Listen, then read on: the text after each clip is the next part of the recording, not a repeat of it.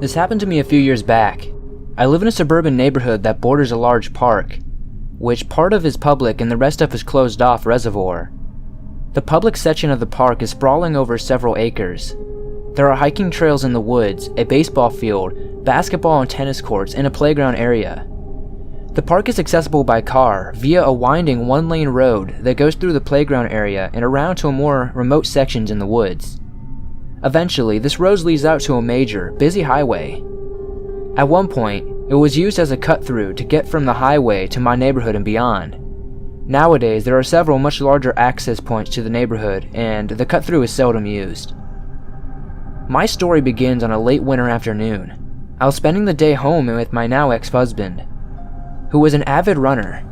He decided to go out into the foot trail and take a run down the one-lane road. He did this often, and the crime rate in this area is extremely low, so I thought nothing of it. After about an hour or so, he comes back all sweaty. I asked him how the run went and his time per mile, etc. He tells me he was slower than usual that day and just wasn't feeling very well during the run. As he's heading to the shower to rinse off, he casually says, "Oh, I heard this dog whimpering in the woods when I was running." I'm a bleeding heart for the wounded animals and asked him for more specifics. He said that he had not gone looking for the whimpering dog because the noise had stopped shortly after it started. He then said the last thing we need is another pet and went off to shower. I sat there for a bit, looking at my 3 dogs laying on the floor and lazily pawing at each other. After a few moments, I couldn't stand it anymore, so I laced up my tennis shoes, grabbed my treats, and headed to my car. My husband was just getting out of the shower by the time I told him I was going to look for the dog. He said that I was crazy but didn't try to stop me, nor did he want to go out with me. By now, daylight was fast fading and it was close to 5:30 p.m. The spot he'd heard the whimpering was about 2 minutes from our house. I drove over and pulled my car to the shoulder, so as not to block the lane. I got out and started calling for the dog, "Here, doggy," and other similar phrases to see if it would start whimpering again and come out to greet me. I heard nothing, so after about a minute or so, I decided to venture out into the woods. The woods in this area of the park are not too dense, with trees that are spaced at least 8 to 10 feet apart, on average, and the forest floor was blanketed with fallen leaves. Every step I made was a loud crunch. I'd stop, call out for a little bit, be still, and then slowly move forward into the woods. I thought I could hear a dog whimper once or twice, but it was always happened when I was calling out, so I couldn't be sure. The less I walked, the less light there was, and the more dense the woods became. I had brought my cell phone, but this didn't have a flashlight up at the time. I've been out there walking, calling, and stopping for about 20 minutes, when I came upon a small clearing. I've always been fascinated by the occult, but all the stories I've read did not prepare me for what I saw in that clearing. The first thing that caught my eye was this formation of sticks, laid on the ground. The sticks were all the same size and formed a small circle. Inside the circle, there were 3 more sticks popped up on a tripod formation in the center. On the top of the tripod was a small doll's head, with the eyes missing from their sockets. I immediately had this "oh fuck" moment, where I realized that I was a woman alone in the woods at dusk, with no form of protection on me, and in a spot where I was clearly not meant to be. I froze in the place as I surveyed my surroundings. To make myself less scared, I called out again softly this time, "Come here, puppy." There were small bones in the pile at the far edge of the clearing. A bush to my left and several more gouged eye dolls' heads hanging from the branches. It was not windy that day, but I swear I heard the rustling of leaves the last time I called for the dog. As I scanned the perimeter from left to right, my eyes suddenly fixed for a split second across the clearing on something in the trees. There, about 8 to 10 feet back in the bushes, was a man's face. I kept my eyes moving, because something told me not to let him know I'd seen him by staring or reacting in any way. The brief moment I glanced at him was enough to momentarily paralyze me. His hair was long and unkempt. His eyes were almost bulging as he stared at me. I couldn't see the rest of him because of the tree cover. At this point, my flight response finally kicked in and I was able to move again. I remember saying something to the effect of, "Silly dog must have found his way home," as I started to back out of the clearing, still scanning. He didn't appear to be pursuing me, so as soon as I was half hidden by the trees to my side, I took off running at full speed to my car. I couldn't tell how long it was or how far it was, but daylight was all gone now. I somehow made it back to the road, a few yards behind where my car was parked. I sprinted to it and locked myself inside. It took me 4 attempts to get my key in the ignition with how badly my hands were trembling. I finally got the car started and beat the hell out of there. I took the long way home to my house by going onto the main highway and entering my neighborhood through another well-traveled intersection. As soon as I was home, I called the police and reported what I had seen. They never followed up with me. The more I thought about it over the years, I'm convinced that this man in the woods was the one whimpering, to lure a gullible victim like me off the little road into the woods.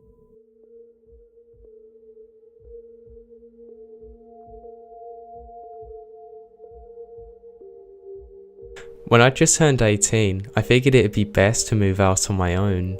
It isn't like I had family problems or anything like that, I just really wanted to start my life as an adult.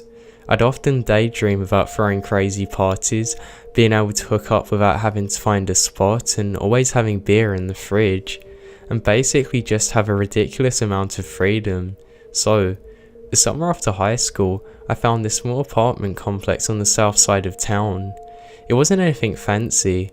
5 apartments to a floor, 3 floors per building, and 7 buildings spaced out along a horseshoe-spaced road, with some woodland surrounding it. My apartment wasn't very big. Now, being fresh out of high school and working a super low-end job as a waiter, I could only afford a small studio apartment. I was fortunate enough to snag one on the 3rd floor so I didn't have to go up any stairs. I planned on going to college, but as some people know, it doesn't always work out that way. After fall and semester started, I still hadn't enrolled. I started doing double shifts at my work to keep myself busy. Living alone in a studio apartment can really take a mental toll on somebody. Seriously, it can. Sitting around all day doing absolutely nothing, waiting to go to work and only really growing older. Not to mention, most of my friends ran off to schools out of state and I was the only one left behind. I'm not throwing any parties by myself or for myself. I'm just saying. Anyway, I'd work these doubles all day. They were roughly 10-hour shifts depending on how busy the restaurant was. I'd come back super late at night, way past when the sun went down, walk through the giant horseshoe back to my apartment that sat all the way on the other end. Now, at some point in all of this, I realised that college was out of the question for me, so I started saving money for a new car. I kept most of my tip money in a large box under my bed, and when I'd come home, I'd pull it out, throw the money in, and then go and sleep. Well, that was my intention. The problem is, since I'd be working so much and just being a kid, I always wanted to go and get in some personal time by watching television, playing video games, or throwing on one of my favourite movies. I'd usually be able to stay up all night by doing it. In fact, I'd crush about 4 hours of sleep, then wake up, rinse, repeat. After so long, I couldn't really do this anymore, mainly because I had to cancel my cable in order to pay rent, as well as pawn off some of my gaming systems and DVD players. It really sucked for me. Movies and television were my life. I wanted to go to school to study them, but being an adult, it always costs a lot. Still, even after I had nothing to do, I still couldn't sleep. Like some people. I'd stay up all night, smoke a ridiculous amount of cigarettes and just stare out of my window in the middle of the night. Also, where I'm from, we'd get these crazy electrical storms passing from time to time, especially in the late summer or early fall. I just watched those all the time, having nothing to do really, opened my eyes to my surroundings. In the end, I actually got to know all the people who like to smoke late at night. I knew how many people like to drive over to Taco Bell past midnight in order to get a snack. I also knew that the entire apartment complex would become a ghost town at around 2 in the morning. There'd be absolutely nothing going on. It'd just be me, either staring out of my window or smoking on my balcony. So one night, I decided to take a walk. I did laps around the horseshoe and listened to an old iPod shuffle. It was also very cold that night, so I wore an old hoodie that I had with the hood up. To be honest, I probably looked extremely suspicious, but honestly, I was just out for a walk. I followed this massive iron fence that wrapped around the entire apartment complex. I was heading back home when I came across something really weird. There was a gate, but it led off into the woods that surrounded the apartment complex. I found it rather weird. I mean, the place was gated, but There was no other place that had a gate on this side of the complex, not to mention that it obviously led to absolutely nowhere. It gave me chills to see that it was open. I just stared off into the harrowing darkness of the surrounding woodland. I hoped to see if anybody was out there, or maybe find somebody to talk to, just so I could forget about it. I didn't know what to do. I just kept moving. Luckily, I could see the gate from my apartment and decided to play a new game. Who opened the gate? After coming home from work, I placed my tips in the box, went to my window and stared out and looked for the gate. I could see it from my apartment luckily. It was just really hard to see. There wasn't any street lights around that damned thing, and honestly, it looked like there wasn't even anybody there. This time the gate was shut, and when it shut, it blended into the fence perfectly. Nobody could see it unless they were opening the thing, which I did. I didn't bother to tell anybody because I didn't think it was a big deal. To be honest, I thought somebody was going out there to smoke a bowl or do some weird stuff in the woods. Honestly, I didn't know. I didn't really care what was going on behind there, but I did need something to pass my hours. So I'm just sitting there on the balcony waiting for things to happen. It's now way past 2 AM. I'm the only thing awake in this complex as far as I'm concerned, and I'm just smoking away a pack on my times. I then start getting tired and figured out that I'd call it a night, when I suddenly heard a squeaking or creaking sound coming from the iron gate. The metal sounded really rusted. It was way louder from what I remembered a long time ago. I lowered myself down, trying to hide myself amongst the shadows of my balcony. I didn't want to spook whoever it was going into the trees. I squinted my eyes trying to get a good picture. I could then see a shadow moving among the darkness of the tree line, but I soon realised that whoever it was wasn't coming from the apartment complex. They were going in. My first thought was that maybe it was a person who worked on the other side of the forest and used that as a shortcut through. I never saw it happen before, but maybe they discovered a new route or something. Maybe it was one of my neighbours. I thought that until my eyes had adjusted properly to the darkness, however. Whoever came from those trees wasn't a person that lived in my complex. They were physically handicapped. I think they were hunched in their back a bit. Their arms swayed back and forth, almost like they were dragging them lifelessly. The knees of this person were also really close to the ground. More than I could possibly imagine somebody still being able to walk with. The movement of the body was just haunting. I guess that's the right word. The sight of it alone could stop my heart. I couldn't tell the gender of the person, but they did have medium hair that covered a proportion of their face. The person then moved away from the gate, falling around in a very disturbing manner. They mumbled something to themselves. It was still loud enough that I could hear it. I couldn't understand what they were saying, but to be honest, it sounded like gibberish. I figured out whoever this was extremely disturbed. I held my breath as I watched the person move from behind the building across from mine towards the one right next to it. They actually stayed away from the streetlights that lined the horseshoe-shaped drive. They were trying to move through the shadows, avoiding detection as much as possible. I didn't even move an inch. I just watched as they started to make their way to a building. As it made its way towards the front of the building, it quickly looked over its shoulder. In doing so, looking right at me. Now I don't know if they saw me. I don't know if they did, but they were pretty far away and it was dark, but I swear to God their eyes widened and they scurried off into the darkness. They didn't stand there. They didn't change anything about their posture. In that weird low walk they entered with and brushed off faster. It was faster than most people could run. I blinked a few times because I didn't believe it at first, but when I heard that gate slam shut, I knew it actually happened.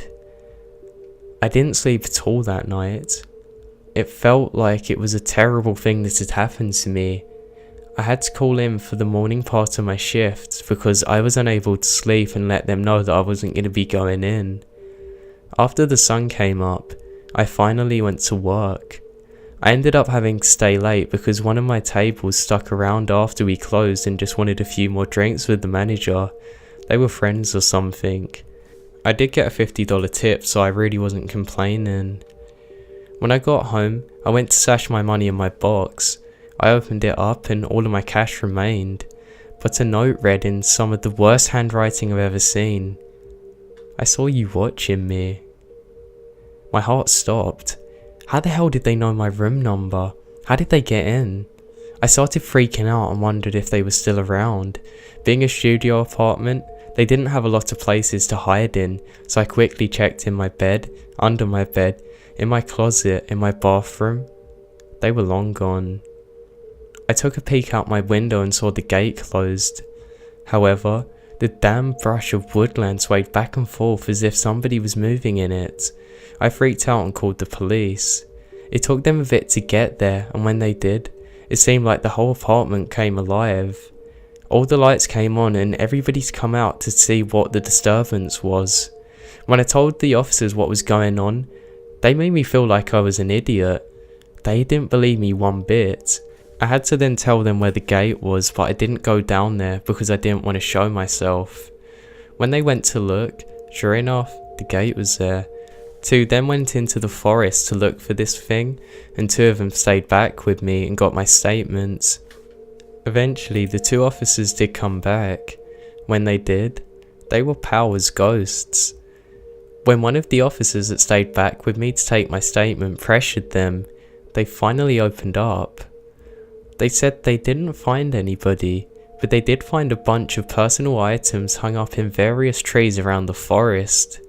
They thought it was really weird and they began asking all my neighbours if they were missing anything. Then surely enough, people lined up to go and find that personal items of theirs were missing. Nothing of value. There were pictures inside frames, a hairbrush, books, things like that. Really odd things for somebody to steal. The people at the complex were creeped the hell out. I mean, I saw at least 5 moving trucks the next week. People just wanted to get out of there and I don't blame them. The owners of the complex came and sealed the gate using a blowtorch. Turns out, they had no idea that it was even there in the first place. They didn't put it in. I got out of Dodge when I had the chance. I didn't do my nightly routines anymore, but sure as hell I still couldn't sleep. I left all my lights on and paid my electricity bill and made sure of it. I still couldn't afford to live in that place for much longer anyway. I moved back to the north side of town in a smaller, cheaper apartment complex that wasn't surrounded by woodland. I still have nightmares about all of the things that happened to this day.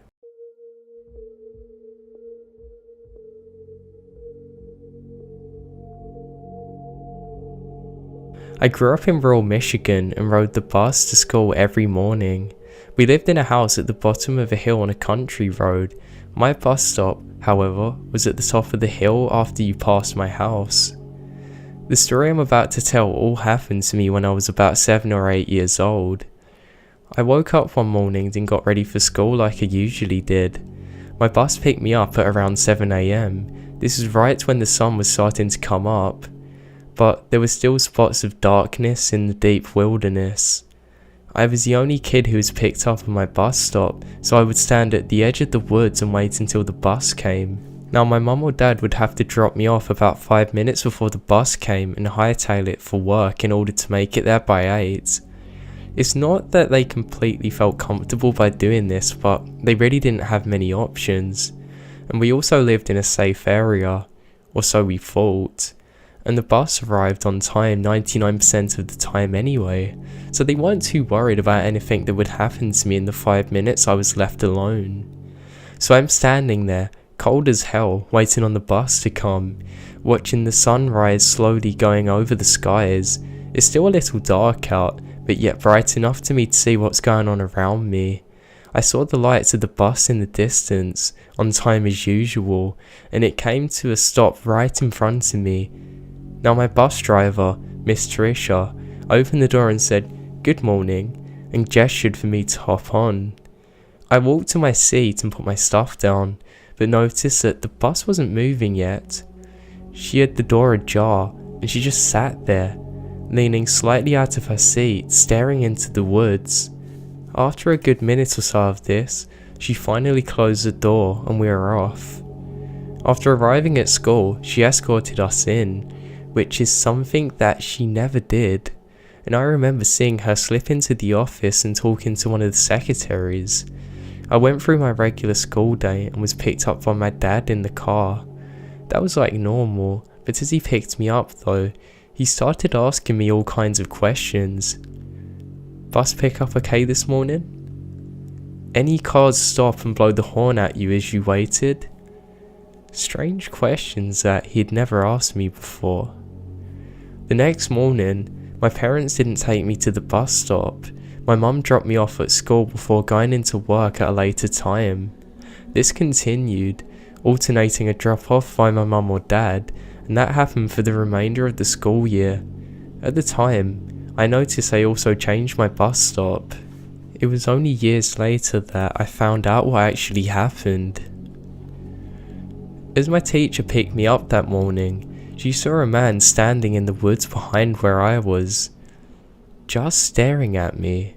She then told the school secretaries, who then told the transport ministers, who then told the police. The police investigated and found some items wrapped up in a t-shirt back in the woods. There was a hunting knife, a rope, a rag or washcloth, and some tape. The police never found out who that guy was or who them things belonged to, but my bus driver, my parents, and the police felt certain that whoever it was, they had the worst possible intentions for me.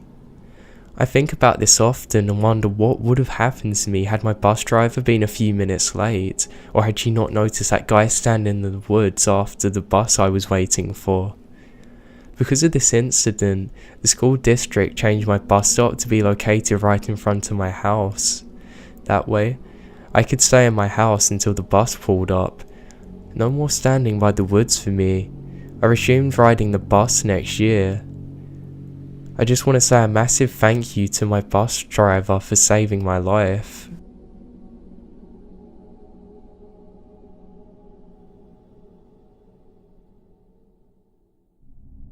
I don't really know how to start this, so I'll just jump straight into it.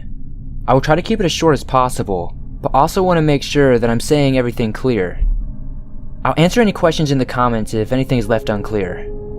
I'm a photographer, and there is a nature preserve maybe 2 or 3 miles from my house. I don't live in the best of areas, so it is one of the few places I could go within walking distance to get a decent shot when I need to post some for my social media BS. Being maybe 19 at the time, I was fortunate enough to have my mother drop me off on the occasion. The plan was for her to show up a little over an hour later to pick me up, to save me the multiple-mile trek back to our little home. Unfortunately, this isn't how things panned out. Just as we pulled up, another car did as well, and just a few seconds later, my mother was a little suspicious because it wasn't a very popular destination. But my mother always worries, so I assured her that I would be fine and allowed her to head back to do things she needed to do at home. There are 3 different ways you can go in initially. A path that leads left, a path that leads right, and one up and through the middle. They all kind of loop back around at the same spot, but is a solid mile before it does so. I opted to take the middle trail as it is the most scenic, but paused near the entrance as I was still adjusting my equipment and taking some test shots before moving deeper, where I might potentially see wildlife or something worthwhile. This is when the man who pulled up after I did came in and proceeded to walk up the center trail as well. I continued fidgeting with my equipment even after having it properly adjusted as I waited for him to pass me. And as he did, he attempted to talk to me. Something along the lines of getting good photos, which any photographer will get when they are out shooting. I responded with something simple and kind, but also in a dismissive tone because I had no interest in continuing to converse with him. Something about him made me incredibly uncomfortable. So uncomfortable, in fact, that I decided to stay in the initial entrance area to photograph some boring-ass plants, even after he disappeared around the bend, and out of my line of sight. I'm so thankful I did that, because within 5 minutes he somehow managed to complete the full loop and end up behind me. The loop makes at least a solid 15 minutes to get through, and I'm in a hurry. The loop takes me at least a solid 15 minutes to get through, even when I'm in a hurry. He either busted ass to circle back around me or took a shortcut to do so. Noticing I was still by the entrance, he passed me again, walking the exact same way he had just been. This is when I noticed there was absolutely something going on. I stood there and watched as he walked the same exact path, even down and around to the bend out of my sight.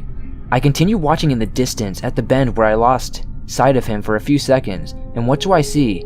Him peeking around the corner to see me. Once he noticed I saw him, he disappeared again. This is when I simply said, "Fuck this shit," and left. As soon as I exited the preserve, I took off in a full sprint, hoping I would put some distance between the two of us.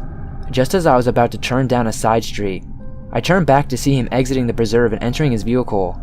My phone was dead, I never charged the damn thing, and I had absolutely no way to contact anyone. I was at the point to where I contemplated running up to someone's house and asking them for help or to call someone for me. But I was worried that I might seem like a crazy person. I turned the corner and once again, we no longer had sight of each other. I was out of breath and unable to keep running. I just began to pray that he was no longer going to follow me. Maybe this was all of it. Just some weird coincidence, right? Apparently, prayer doesn't work because within a few moments, he was back in sight, turning the corner and beginning to approach on the same street that I was now on. My mind was racing, with all of the possibilities of what he was going to do to me. But without much time, I decided that I wasn't going to give him the opportunity to do anything. I continued walking until he literally pulled up within feet of me, with his window down. I threw my bag down onto the ground next to me, turned in his direction, and balled fist and shouted with the full power of my lungs, "I will kill you if you don't get the fuck away from me." The angry little scowl he had on his face the entire time faded and began to resemble more of a deer in the headlights. He didn't know what to do, and then he nervously uttered, "I have rights," before speeding off to never be seen again. I then had to complete the walk home, constantly looking over my shoulder and hoping that he didn't make another approach. I'm just glad to have made the decisions that I made that day, because I genuinely have no idea what would have happened that day if I didn't. I do not know if this story will come across as horrifying, as it was in person, but if it doesn't, it's simply a failure of my writing ability.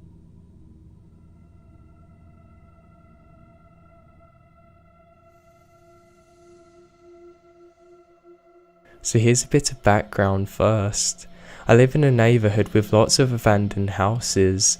There's about 12 houses in my neighbourhood and over 7 of them sit abandoned. In one of the abandoned houses there's a playground in the backyard that the old neighbours left behind. Now I was 12 at the time and I knew in my brain I was a little bit too old to be playing on the playground made for 6-year-olds, but I just can't resist a nice swing set. I would spend some extra time over there, as it was usually summer and I would usually play video games. The house is past some woods you have to walk through about a block away from my own. It was a normal day and my mother said I should go to get some fresh air outside and that she was tired of watching me play video games. I thought it was a perfect opportunity to go to the swing set. Now it was absolutely beautiful outside this day, not too hot but still warm with a slight wind. So I put my shoes on and began the trek towards the forest. As I was about maybe 5 steps in, I heard a branch snap. Now I hear these all the time from squirrels, so I really don't think anything of it. I finally finished walking through the forest and reach a house.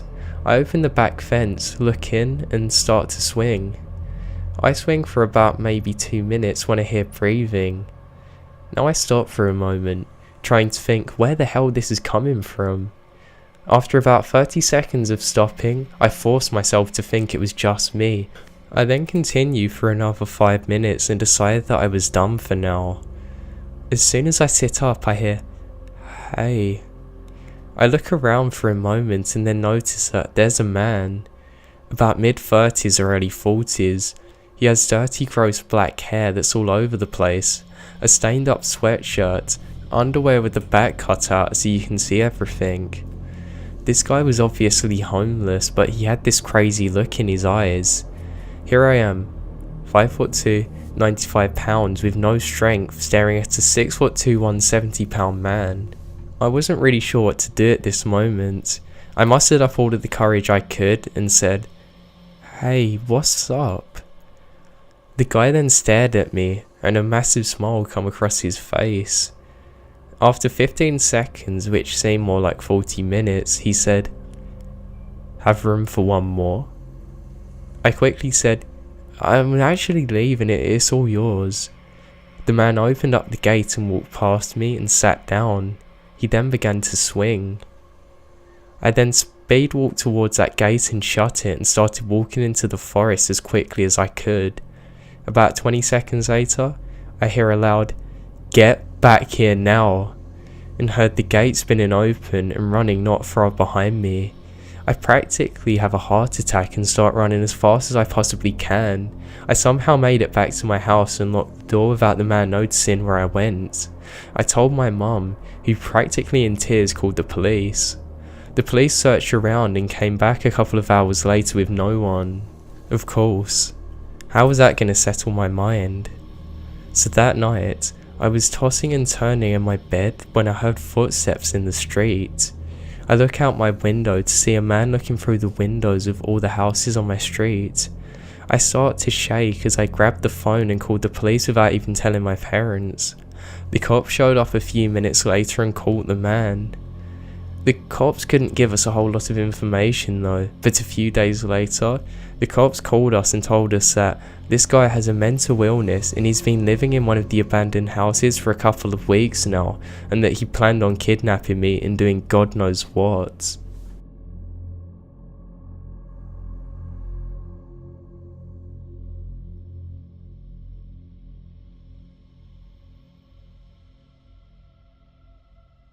A few years ago when I still lived in upstate New York, something really freaky happened to me. If you've ever been to upstate New York during the winters, you know that it can snow a lot. I usually just spent snowy nights watching TV. I lived about a mile or so from any other house and my roommate was out. Now, I'll be honest, being alone made me feel uncomfortable. I always had an overactive imagination, and any small sound that I heard would really freak me out.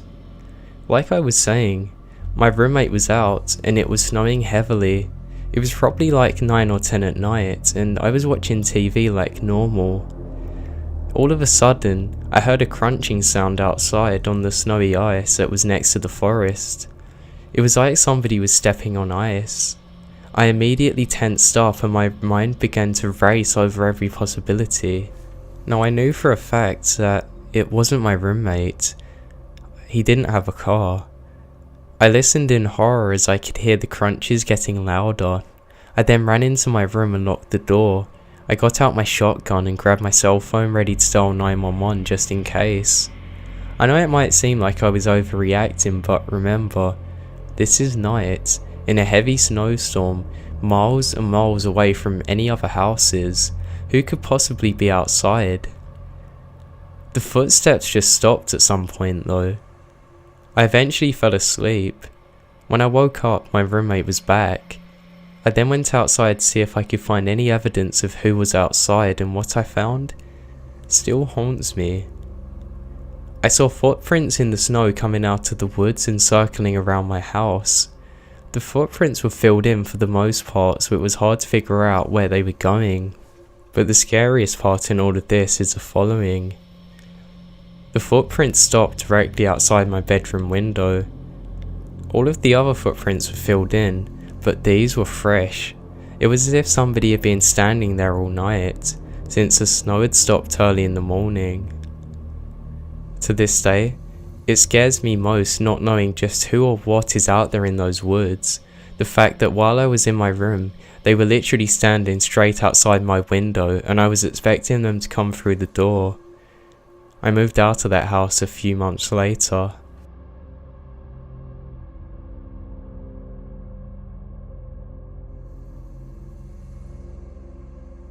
So my family owns a cabin on a lake up in New Hampshire. We go there every summer. It's basically our home away from home. There are other houses on the lake, quite a few near us, but beyond that, it's a pretty rural area. There's literally miles and miles of wooded area. There's really no reason to be in these areas unless you're hunting, own a lake house, or visiting the lake for whatever reason. So one night, maybe 6 years ago, it was late, probably around midnight. My ex and I were just laying in bed chatting about whatever. All of a sudden, we hear footsteps outside the open window. Now the window only lays about halfway up the wall on the side of the bed, and it's situated so that it opens right to the bottom of the bed where our feet are. The ground around my house is covered in a layer of pine needles that all drop from above. So to be honest, it'd be pretty hard for somebody to walk quietly. But the footsteps sounded like whatever it was making them were trying their absolute best not to be heard. They sounded relatively close, but we rationalised to ourselves that they were probably made by some kind of animal. All goes quiet for a short while now. We begin to think maybe it's over, but then, a few minutes later, we hear them, but this time they seem much closer. They seem to be right outside our window now, still trying to move quietly. At this point, the two of us are starting to get freaked out. To our own mutual horror, we look down and see a hand slowly coming through the window. We obviously scream and wake up the house. My parents come running out of their adjacent bedroom. The hand then quickly disappears, and I tell my dad exactly what has happened. He then rationalises that it was both of our imaginations playing tricks on us. To this day, I don't know if he's right. The weird thing is that both my ex and I saw the exact same thing. How could both our imaginations materialise this at the exact same time? To this day, I feel uneasy staying in that room, and I always make sure to shut the window before I go to bed.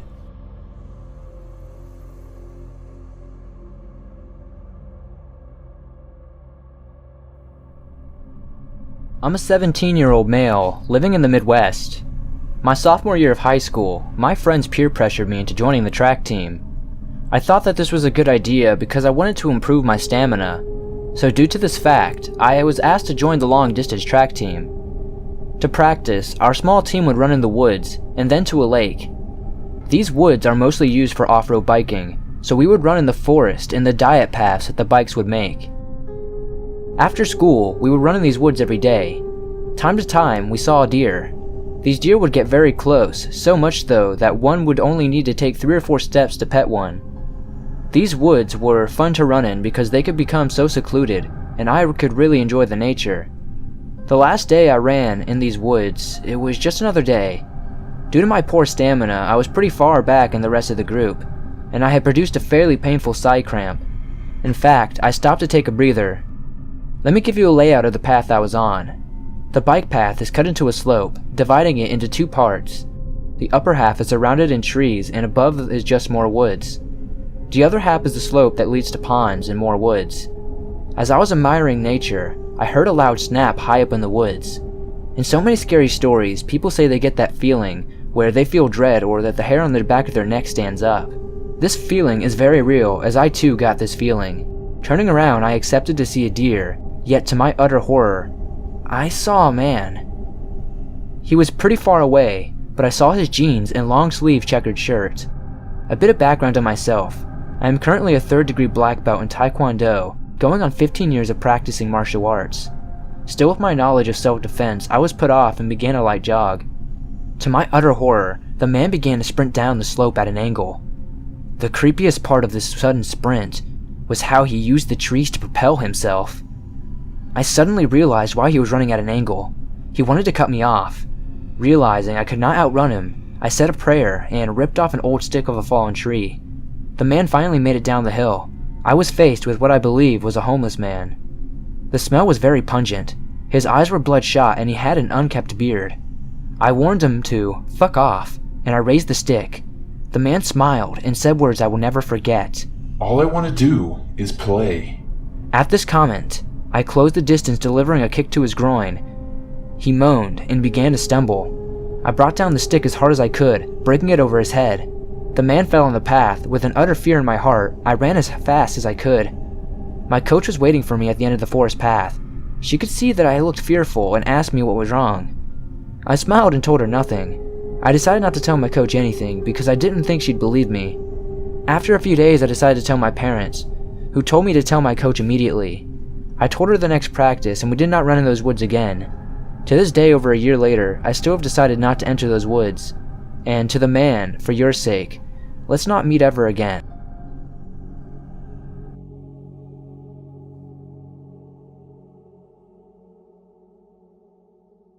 So I used to live in the craziest part of San Francisco, Baker Beach. Baker Beach is located in front of a formerly abandoned hospital turned condominium, and the only way back late night is walking over a mile through the woods in the northern part of the city. Pics will be included in the comments. In addition, this is where the Zodiac killer killed people, and these are the ones that remained unsolved. To top it all, the part of the woods is used as a graveyard that was dug up years ago, so yeah, this all makes it creepy as hell. Needless to say, I always carry a large knife on me. So, I'm walking home from smoking at my friend's place from the bus stop to my house.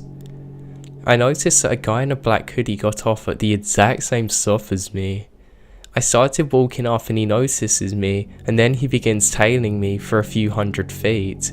It's almost a block length. I keep on walking regardless and he keeps on following me. Now I can't get a good look at this guy. His face is hidden under the black hoodie, so I can't make out even if it's male or female. But I can see he has something that he's holding in his waistband. I don't know if it was a knife, though it could have been. Due to the distance, I'm pretty sure it was. I finally hit the gate, and as I looked back, I see him turning into a house entrance. I breathed a sigh of relief and mocked myself for being so paranoid.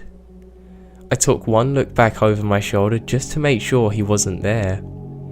This time, he was just staring around the doorway at me. He then began following me again. He began to follow me as I reached the entrance of the woods and picked up his pace. After being in the woods by about a few hundred feet, I decided that I was going to confront him. Full of adrenaline, I turned under a street light and made a huge smile come across my face. It was the creepiest I could muster, and I lifted my big knife up and charged at him screaming. I was screaming incoherently, but by God was it loud. It was more than enough to get people to hear what was happening, but way more than enough to scare him. He started panicking and started to reach for his knife, so I screamed even louder and he then took off running. I was yelling about how I was about to eat him. So yeah, I out-crazied the crazy. I still don't walk in those woods alone at night. I'm just thankful that I never met him lurking deep in there, and I actually saw him.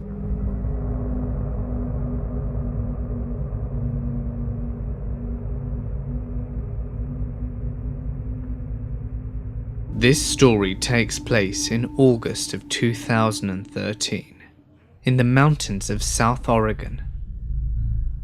I am a USAF Security Forces airman, in other words, a military policeman.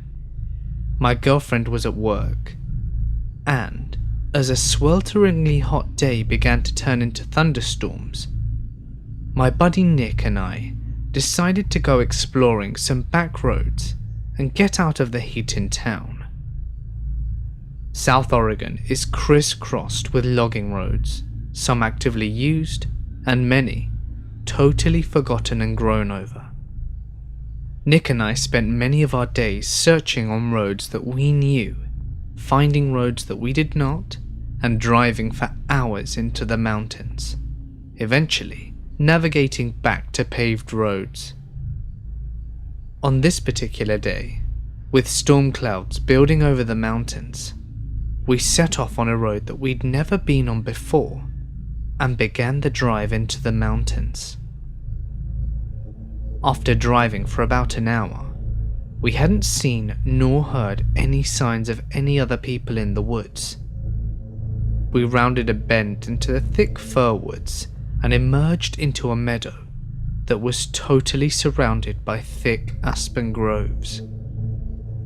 The meadow was perfectly flat and eerily still. We both noticed the strange stillness almost immediately.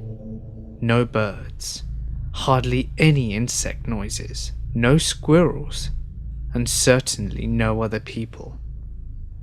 On the far side of the meadow, right at the edge of the tree line, there was a picnic table. The table was very odd, however. It was painted a bright orange, and was much larger than a typical picnic table in a park. Remarking on this, Nick drove through the meadow to get a closer look. I remember being apprehensive as we approached. The whole scenario was exceptionally strange. The overall silence of the aspen grove was unsettling. Also, it was nearly impossible to see far into the trees, as aspens grow extremely close together.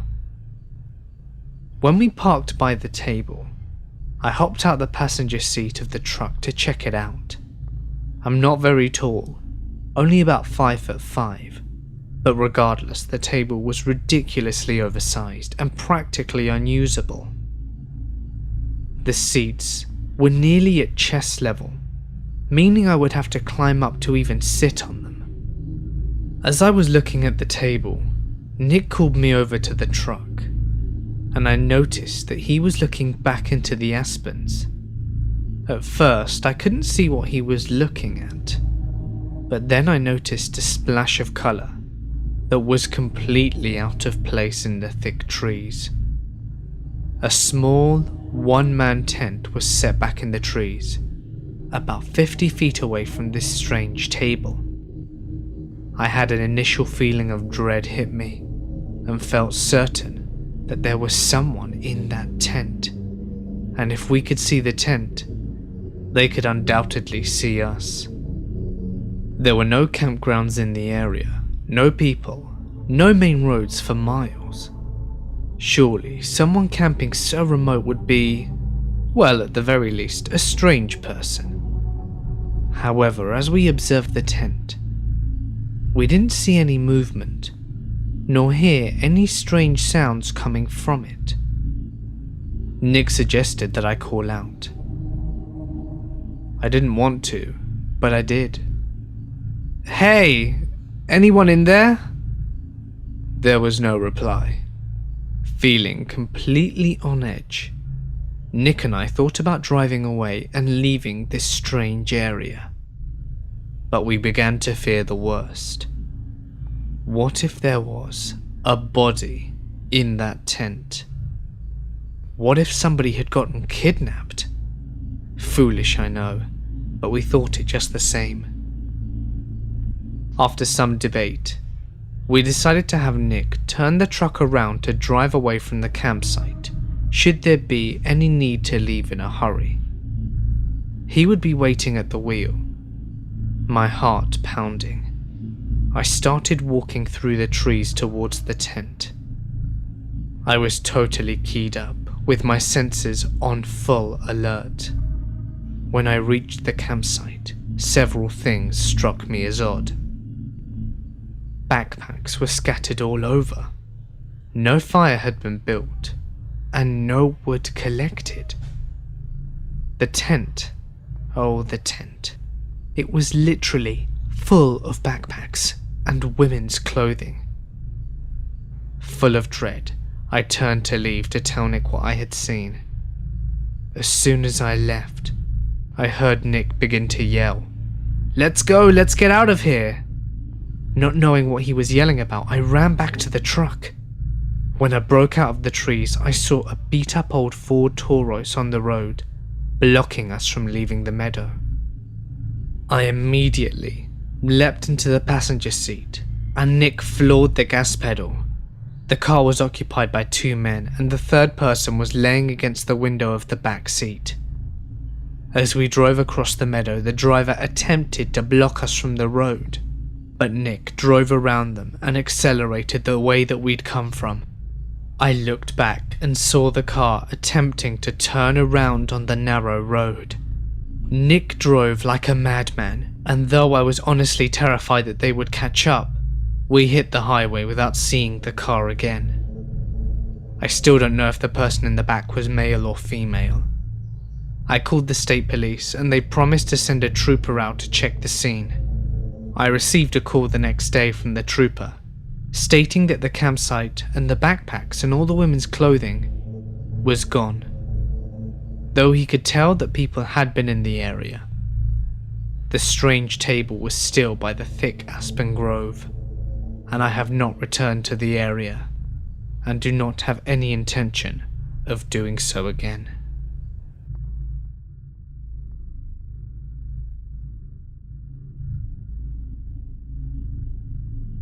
I live in the foothills of the Appalachian Mountains in northeast Georgia.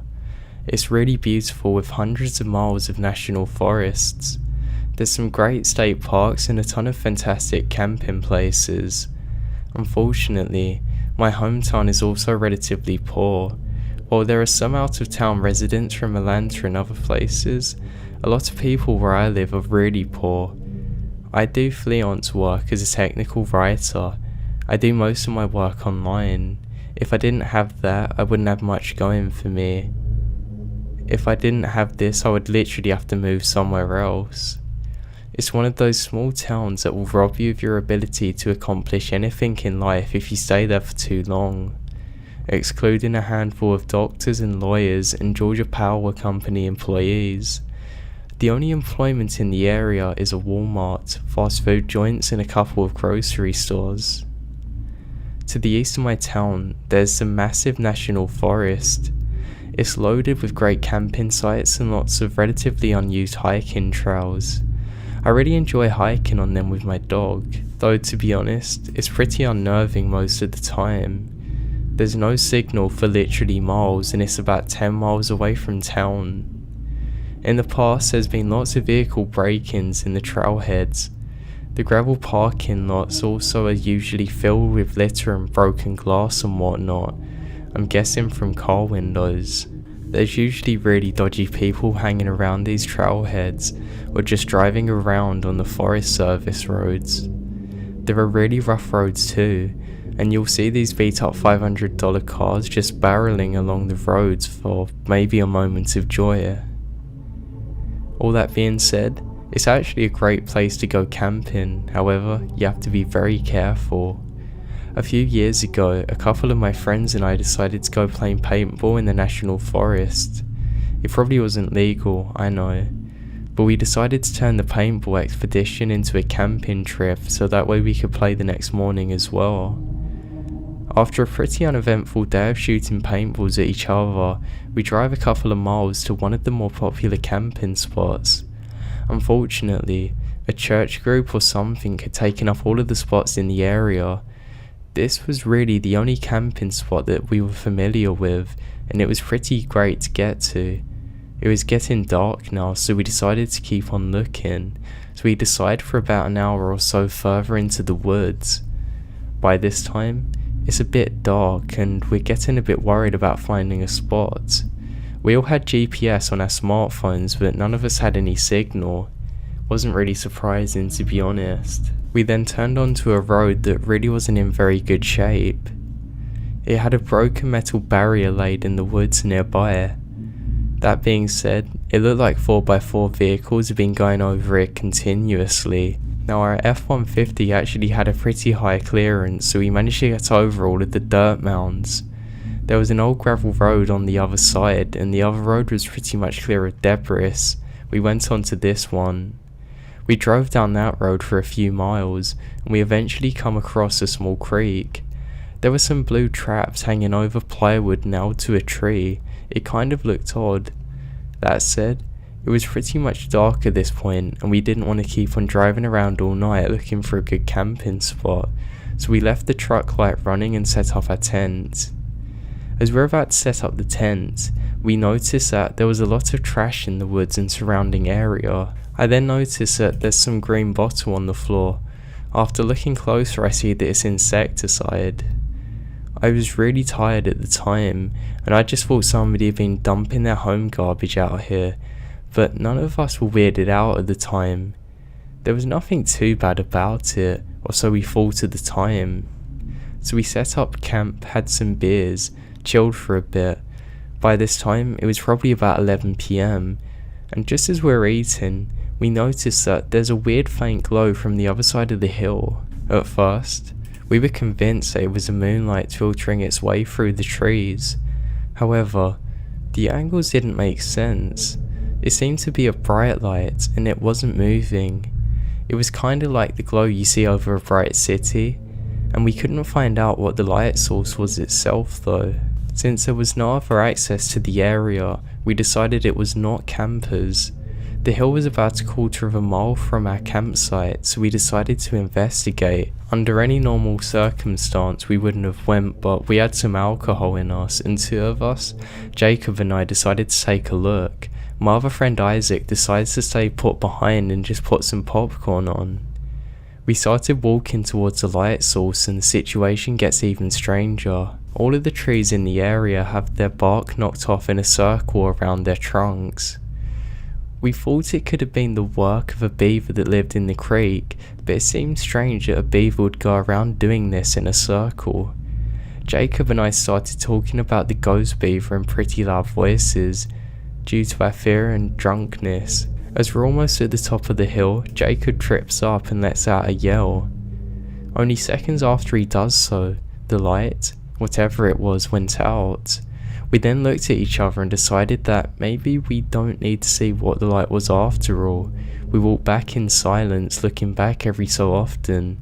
We decided to turn off our flashlights and just use the moonlight to navigate back to our campsite. When we're a couple of 100 feet away from the campsite, I can see my other friend Isaac walking around the campsite. He was wearing a hooded coat and I hadn't seen him wearing this before. For some reason he's carrying his paintball gun. This is a little odd. We said to each other. The fire had started to die down and we couldn't see our campsite very well.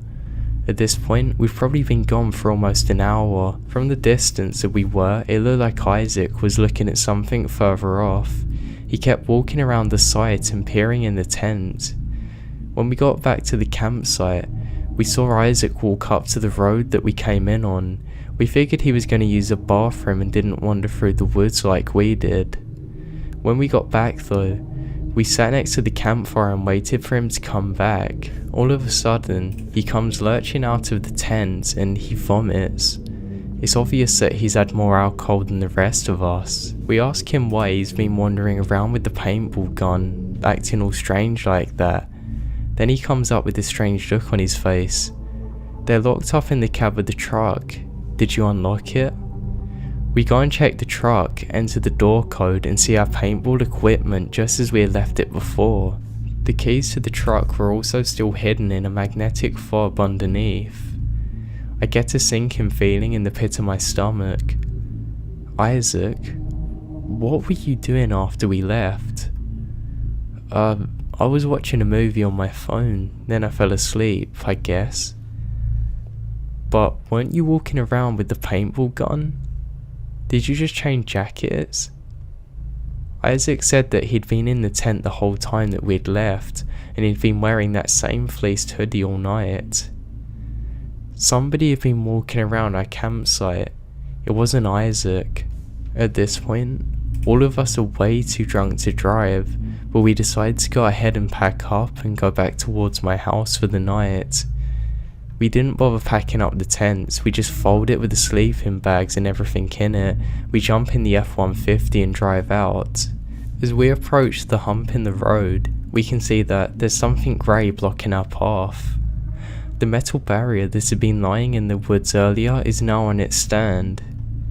By this point, all of us have sobered up to the situation. Nobody wants to get out of the car and move the barrier. Now I did have a metal guard on the F-150, so I slowly drive forward, tapping the metal barrier with the front of my truck, and it falls right off, and slowly we drive over it. We're terrified that it was going to pop one of the truck's tyres and that is it, we'd be done for, not able to drive anywhere, but luckily it didn't. As we drive down the road, we see that there's a vehicle following us with its lights off. It's probably about 1,000 feet behind us, but we keep catching glimpses of it in the moonlight as it's reflecting off the front mirror. I start to drive as fast as I can on the Forest Service road. The other vehicle keeps its pace. It doesn't get any closer though, it just stays 1 or 2 turns behind us. We only see it when the road then straightens out. After about 45 minutes of speeding along gravel roads, we make it back to the main paved road. I start to drive everybody back home, but I decide that it's best to go a different way just to be safe. I still have no idea what to make of that night even to this day.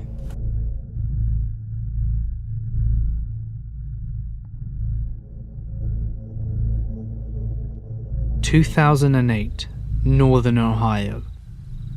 My cousin invites me to go camping on a trip to see some hidden state park or whatever, and I happily agree because hey, Ohio has to be better than Indiana, right?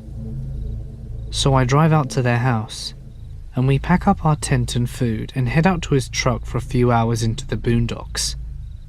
After miles of twists and turns, the road gets bumpy, and I wake up and we're off the grid, like dirt road and grass off the grid.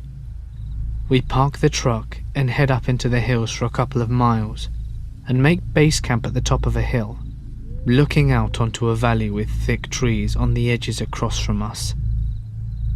Nightfall comes fast, and when we're around the fire, I ask them what the park is called. Upon hearing me, they break out into laughter and say that we're not in a park at all, but on native land, and that we were camping upon some sacred hill. I call bullshit, but they name a tribe which at the time sounded legit enough for me not to argue against it. It was 1 AM at this point, and we were just chatting around the fire and eating marshmallows, when out of nowhere, we hear a bone-chilling scream. We all grew up hunting, and have heard our fair share of animal calls and howls, and yet none of us could agree upon what we heard. If anything, I would say a screaming fox, or maybe a wolf because of how the howl was carried. It goes on a few more times, and our laughter soon becomes uneasy, as it appears to be getting closer to us. The 5th time we hear the scream, it sounded as if it was just coming from down the valley. We all look down in that direction, and I kid you not, out of the tree line, we see what looks like a gangly, thin, naked man, who from this far away seems way too tall to be normal. This thing takes off in a sprint on 2 legs at us, and without any hesitation, the 3 of us run off the hill and back into the woods towards the car. Being night, it only made the escape more terrifying.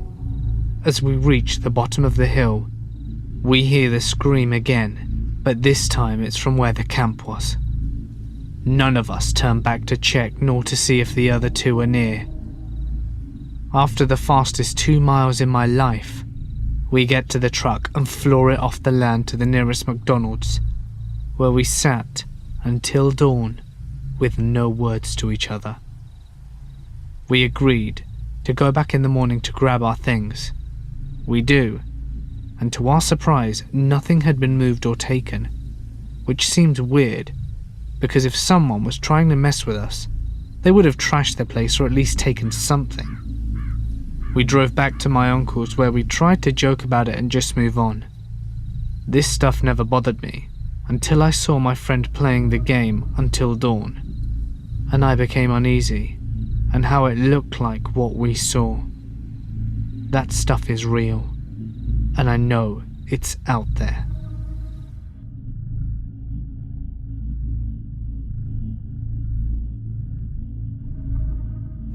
Hunting is a huge part of culture in Hawaii. Kids often learn from a very young age how to hunt. My cousin, who's in his late 20s, has now been hunting for a good 20 years of his life. He's had some strange experiences in the wilderness, but this one has always stuck with me as the weirdest one. Have you ever heard of a calling spirit? Well, you get the gist of it, and I'm sure that they exist outside of Hawaii, but they're basically like if you're somewhere in the woods or alone somewhere, if you hear somebody calling your name, you do not answer. Bad things will happen when you answer. Now I'm gonna write the story like he told me. I was around 8 years old when this happened. We had just started hunting. Me, my cousin and my uncle were hunting one evening in Wola. By the time we were done, we were about a mile away from our truck. It was about 9 PM and it was very dark out. My uncle said, "I'm gonna get to the truck, you kids wait here." but my cousins wanted to go with my uncle. I said, "I'll wait here, you come get me, I'm not walking." I was over with walking and my cousin was like, "Are you sure?" Even my uncle said, "You sure you want to wait alone?" I said, "Hell no, but I'm not walking, I'm gonna wait." So he said that he would be back in half an hour with the truck. Not too long after they left, I heard something moving in the bushes. Then I heard my uncle's voice, "Hey Kai, come on, let's go." I said, "Hell no, I'm not walking back." Then my uncle whistled. You know when you're out playing with other kids in the neighbourhood and your dad whistles for you to come inside, and you know when you hear that whistle that you better go faster? That's the kind of whistle it was, so I jumped up and started walking. My uncle was walking ahead of me. I couldn't see him in the bushes, but I could hear him because he's saying things like, "You don't want to listen, you're going to get in trouble." Then he said, "Come on, let's go down here." He wanted to go into the bushes off the path. I knew something was wrong. I said, "But I thought you were going to get to the truck." Just then, I saw the headlights back in the direction we started. Then I heard my uncle's stereo blasting, the only song that he ever plays when we go hunting. I then start running like I've never run before. As I take off, it feels like there's something or some kind of weight on my backpack. I still don't know what it was to this day, but I threw my bag off. I then run up to my uncle's truck and he says, "Where's your stuff?" I point back to where I was and say, "It was following you." My uncle yells at me and we have to both get in the car and he immediately takes off. Now to this day, I don't know if it was my mind playing tricks on me, but I do know that there was something out there with me and I was not alone.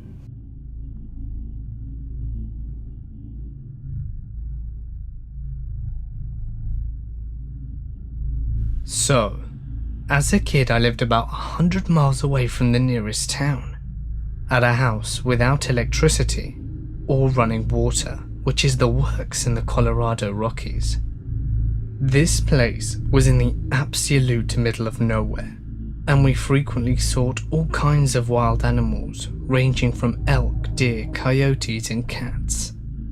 Our property and a bunch of other neighbours' properties bordered national forest roads, so to keep people off our road, we had to gate about 1.5 miles from our house that we drove through before we reached our house. This time of year, we are the only people up there, as all the other homes are hunting cabins, long empty by this time in late winter. Now, this was not the type of gate that you could drive around if you forgot your key.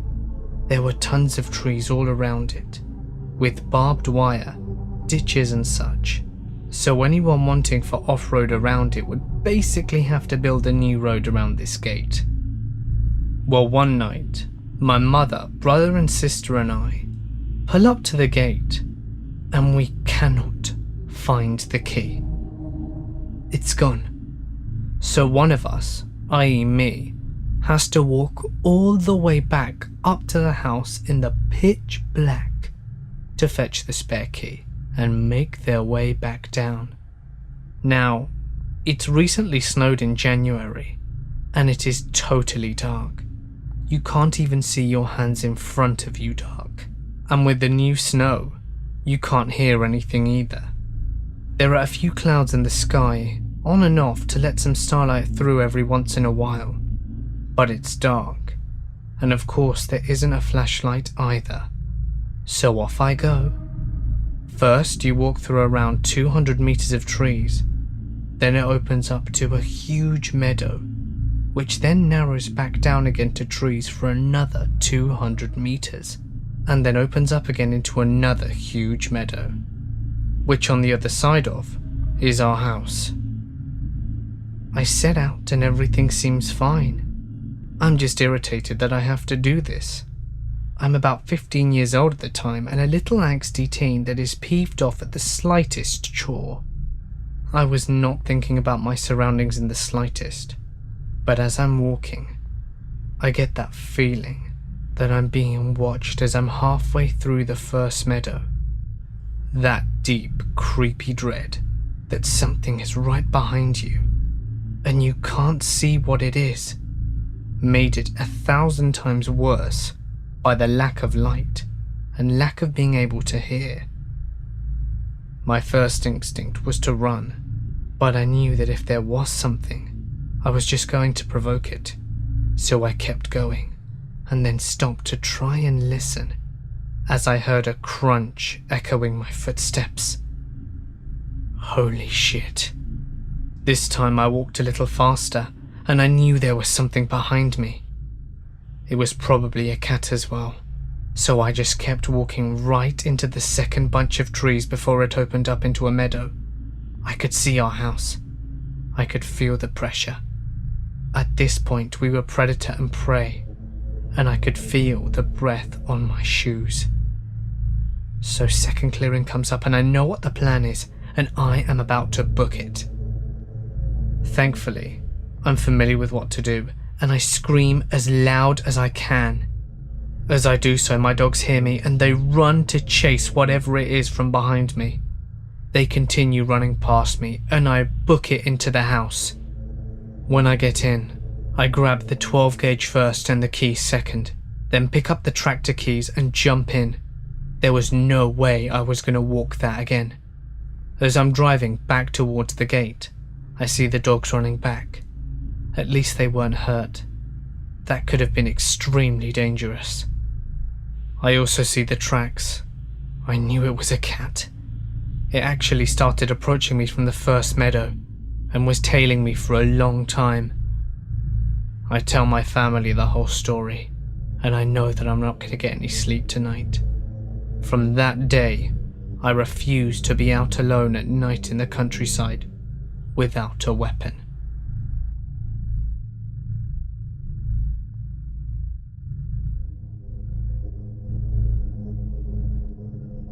On a road trip with a friend, we hiked into the trail in Colorado one evening to camp so we wouldn't have to pay for a campsite. We found a little clearing by a stream. My friend set up the tent while I decided to sleep under the stars.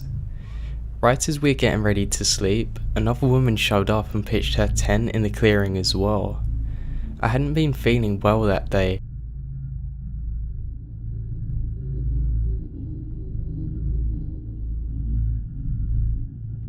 I'm not really into the paranormal, but I had an experience about 10 years ago that I've never been able to explain.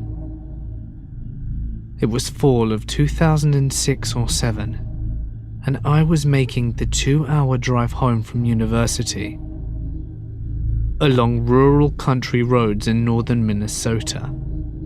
The roads along this route are paved and ditches are well maintained. The land just off the right-of-way is forested. For anybody curious about which road I was on, it's Country Road 58, near Two Inlets, Minnesota. I was in a section of roadway with nice long winding turns, and it was very fun driving. It was just dark enough at the time to need headlights to see, and as I came around one of these winding turns, the beam of my headlights caught a humanoid figure standing in the long grass in the ditch, maybe 50 feet in front of my car. As my car turned and my light shone on it, the thing strode gracefully but quickly the 20 or 30 feet into the woods just off the right-of-way. This thing was at least 7 feet tall, taller than a normal man, but standing naturally erect. Definitely not an animal on its hind legs. It was grey with no hair and very thin enough to see its joints. Similar to that stereotypical grey alien type figure. It walked so quickly and gracefully, I'd never seen anything like it. Wildlife typical to that area include bear, deer, rabbits, and the occasional wolf, but I can't think of anything that explains what I saw. After I saw the thing, I contemplated turning the car around to have another look or maybe just find some tracks, but I was in full-on freak-out mode, so I just kept driving. I was pretty shaken up when I made it home. I'll state for the record that I am a Christian, and that I've tended to wonder if I saw some kind of demon or evil spirit.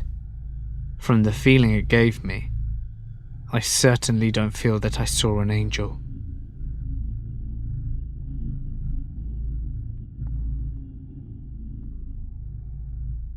A buddy and I were hiking at dawn during a camping trip. We're walking along a path and I hear a zing like a bird chirp by my ear. A second or so later, a tree kind of pops next to my buddy. It's at this point that there was an accompanying crack and we'd realised that we'd been shot at. We informed the park ranger around noon and he ended up finding an old guy hunting illegally. Not sure if he was charged with anything, but I have no idea why he was shooting that close to us. There were no animals near us. Why would they be? They'd all be scared of us.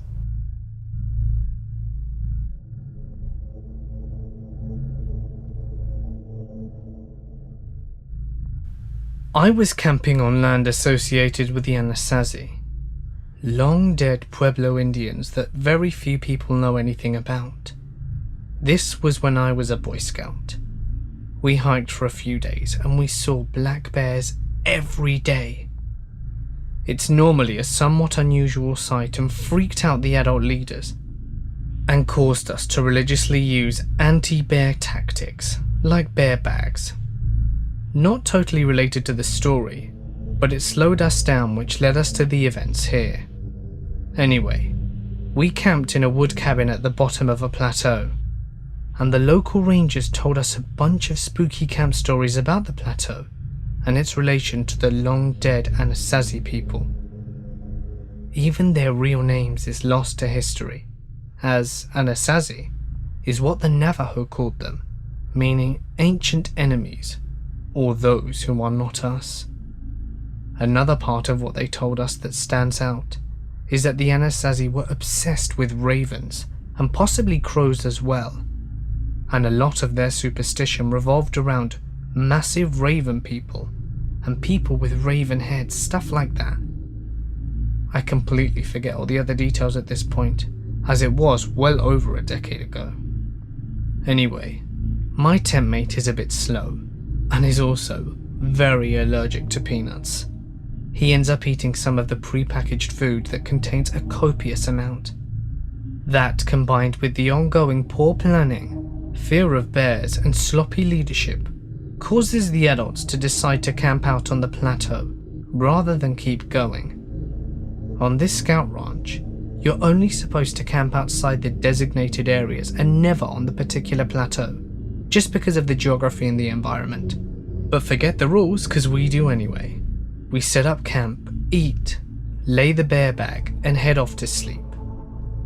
That night, though, was the craziest thing. I could hear so much thunder, and so could my tent mate, but absolutely no rain, like insanely loud. My tent mate and I were terrified. It could have been heat lining, but it sounded impossibly close. We're terrified. He, the braver one of the two, actually goes out to check. As he opens the flap, I see the forest behind him. He comes back a few minutes later, and the thunder pretty much stops at the same time. He looks at me and goes to bed without saying anything at all. It's not unusual in itself. He could be pretty slow and non-social, and likely had mild autism in hindsight. But the next day, we wake up and a ton of things popped red flags. Firstly, our tent is facing an open field, which is very strange, because yesterday we both saw Forrest from when he left the tent to check. Second, no one else heard lightning that night, except for us, which was absolutely crazy as it was loud enough to wake everyone on Earth. Remember how my tent mate checked out the thunder as well? Well, he had no recollection of what he saw. He woke up confused, saying that the last thing that he remembered was just stepping outside. The good part though, the guy in the tent next door brought this up before we did. He also decided to get up and check it out, and he claims that when he stepped out of the tent, There were no trees anywhere, just extremely long, tall pole objects, almost as if there were thousands of stilts.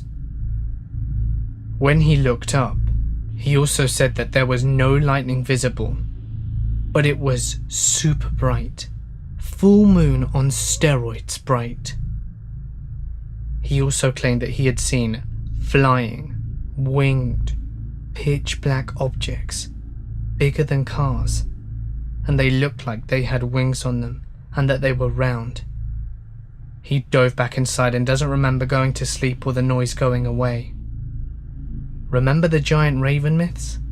I did, and I was scared shitless. I wouldn't have believed him if I hadn't have seen the trees and heard the thunder for myself.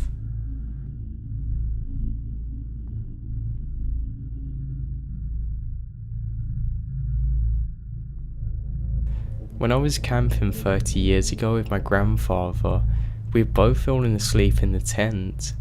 I was notorious for having these night terrors about hearing sounds of monsters around us, so on this one particular night as we were camping, I had just that. I woke up and screamed to my grandfather saying that I can hear them, they're all around us. My grandfather woke up to comfort me, but then he went quiet. He quickly poked his head outside of our tent. He grabbed me by my arm. He said, "We're getting out of here now." As soon as I got my head out of that tent, I could smell the fire. Turns out there was a huge forest fire only meters away from where we were camping at. Had I not woken up, we would have easily been killed.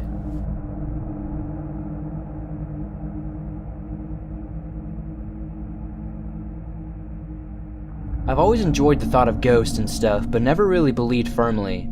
I liked it just enough that it was entertaining, but not scary. So a friend of mine had this long-standing ghost story of the Bunny Man at her dad's house. A maybe 8-foot tall shadow figure with bunny ears or horns that she saw often in the woods by her dad's house as a child. And spoke enough about her dad, and her sister teased her about it into adulthood. Her parents were separated, so she lived with her mom after the age of 10, and wasn't at her dad's house as often enough for this ghost story to really persist. A few incidents at sleepovers, but nothing big.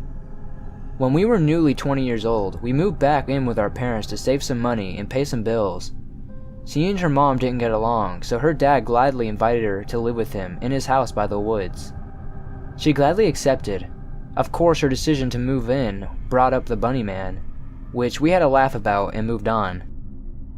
I helped her move in because I owned a big car, and why not? Immediately sketchy things started to happen while we were moving in stuff. We would put things in places, and 10 minutes later, they would be somewhere else. At some point, she put her purse inside while we were moving furniture, and we lost it. And we found it in my car. But whatever, explainable. But the more it happened, the more we began to kind of freak out. As we moved the last load of the night out of my car, it was dark. The outside lights, motion detected, flickered on and off while we were inside. We went back to my car, unsettled and ready to go back home and be done packing for the day. We get in and we turn on the lights. On my windshield, as plain as day, is a huge elongated handprint, as an angle as though someone was on top of my car when they pressed it. I can't stress to you how alone we were at the house. It's literally in the woods, far from anything. Her dad wasn't even home. He's a trucker and was gone for a few weeks while we moved in. We hadn't put the handprint there. Both of us froze, unable to speak. After a moment, I reached up and touched it, and it came off. It was inside the windshield. I wiped it away and started to drive off, pretty spooked, but my friend started to straight up cry. She was a pretty stoic person. I think I have seen her cry maybe twice, and this was one of the times. She only lived there about 4 months in between houses, but it was a weird few months. If we start talking about the Bunny Man too long, something would happen. Lights would go off and turn on. Things would fall off shelves, and we would hear tapping on windows. If we were having a fire in the backyard, the fire would spark and pop. We never felt settled there. I'm amazed she slept there because the few nights I stayed in the guest bedroom, it was hard to sleep. Just an overarching feeling of dread. Very quiet part of the woods too, not a lot of bird sounds and not a lot of wildlife. Lots of weird shit happening in general, stuff going missing, stuff falling for no reason, and at some point, my boyfriend at the time window was broken with no possible suspects. Our other friend swore on her life that she saw a shadow man in the woods one night, and from then on out needed to be walked to her car from the house. Anyway, no real big specific incidents, but enough accumulating things that we knew what it was, and we knew it was haunted. My old broke down car is still currently there, because I had no place really to store it. So in 2 weeks I get to go visit while I get my car towed. Maybe I'll have another Bunny Man experience.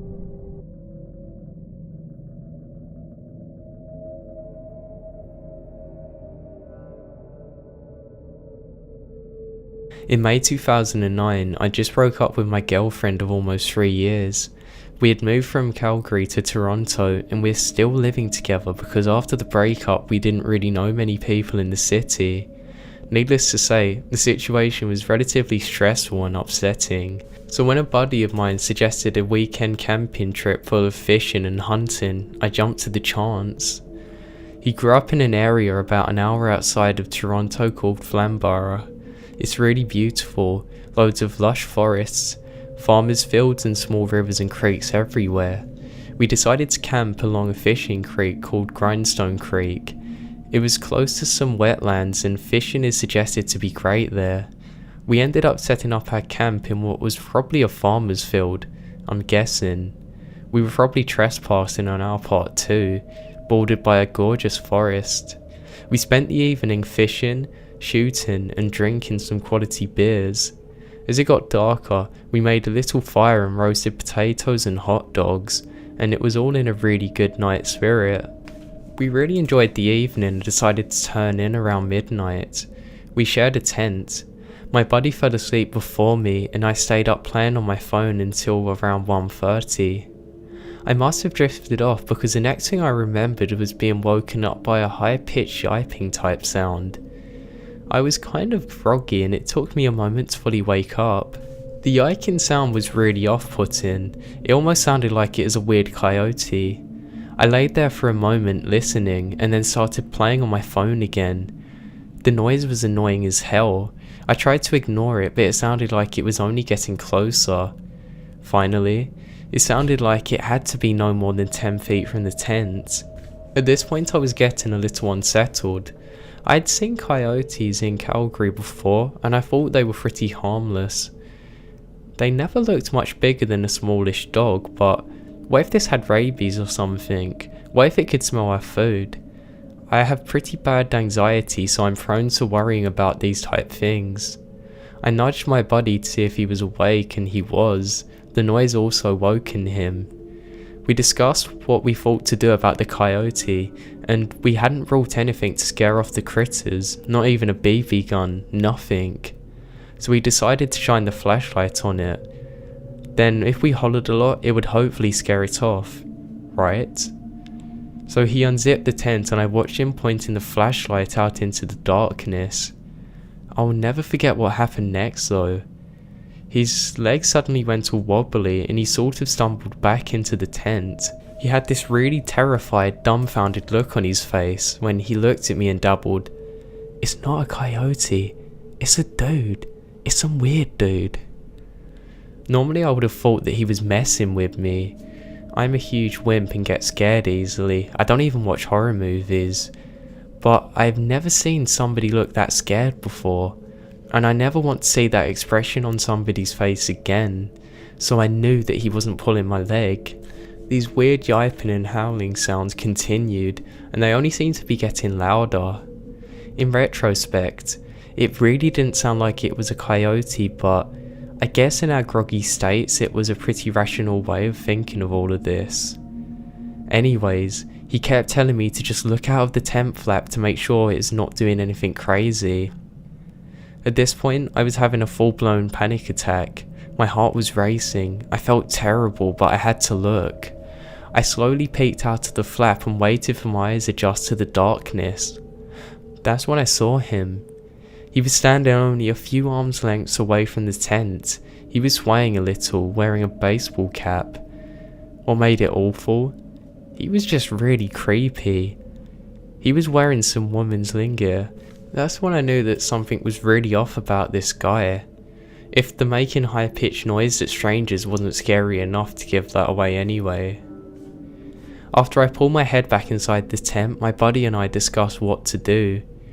Finally, we decided to yell at this guy to go away. My buddy then started yelling, "Excuse me, can you go away? We're trying to sleep here." And the noise stopped. It was dead silent, and that's when we heard the footsteps running towards the tent. They stopped right outside our tent though, and didn't waste any time. We then started yelling, "Seriously, go away, we've got phones, and if you don't go, we're gonna call the cops." With that, we heard him walk by the tent and head off. It sounded like he was moving towards the road. Needless to say, we lay there awake, absolutely petrified until the first signs of sunlight. We then got the hell out of there. We discussed our experience on the way home, and we're both pretty embarrassed about how scared we got, but it definitely wasn't mainly on either of our parts. I think we are both ashamed of how we let some weirdo freak us out so much, but here's the thing, what if this had turned out differently? Sometimes I wonder what would have happened had we been a couple of girls. I'm not saying he was a serial killer, but who the hell goes around to people's tents like that making weird sounds? I guess I'll never know, and for that, I'm kind of glad.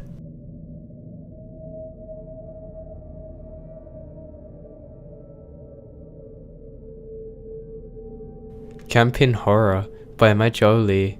This happened to my parents back in the late 80s. They're in their mid-20s when all of this occurred. My parents decided to go camping in cool California. When they got there, it was kind of late. My mum was sitting down on a log while my dad was unpacking the truck. While sitting down, she heard walking around their campsite, so she went and quietly told my dad that she heard somebody walking around. They then got the hell out of there, just in case, and they decided to drive another 3 miles down the road with their headlights off, so that way it would be unlikely they could be followed. Once they got there, they set up camp and began drinking really heavily to a boxing match on the radio. Eventually, they settled in for the night. Now, they don't know for sure whether the next event is connected to the first, but they believe it is. So they settled in and my dad was asleep far before my mum. My mum was in the halfway there state where you're half awake and asleep. Suddenly, she heard footsteps outside the tent. She abruptly snapped back to consciousness and listened. She tried waking up my dad, but he was way too out of it. She listened then for what seemed like hours when she suddenly hears, in the creepiest voice you could probably ever imagine, saying, "Hey, I'm gonna kill you." While saying this, the man ran. She believes what to be a knife along the tent. She could hear him walking and dragging the knife. She was literally frozen. She couldn't say anything or even move. With her mouth agape, she finally snapped out of it and screamed, "Jim, grab your shotgun, kill him quick." With that, my dad woke up abruptly. They heard the snapping of twigs and footsteps, and they heard the guy running away. Now of course they didn't have a shotgun, they're only bluffing to try and scare this guy off. The fact that it worked though is amazing. My dad got up seconds later and began to run after him, but he was long gone. After that, my parents decided they were getting the hell out of there before anything else happened. They then went back up to my dad's truck only to find that the tyres were slashed.